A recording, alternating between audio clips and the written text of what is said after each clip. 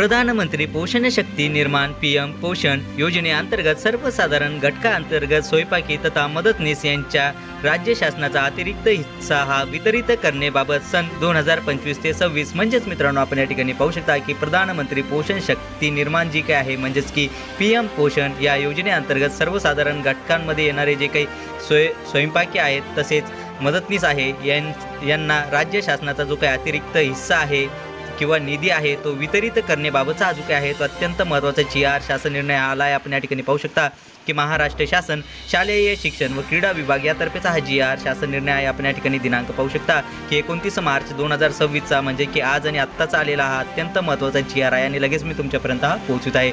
चला तर जराही वेळ न घालवता आपण याबद्दलची संपूर्ण अपडेट काय सर्व आपण जाणून घेऊयात.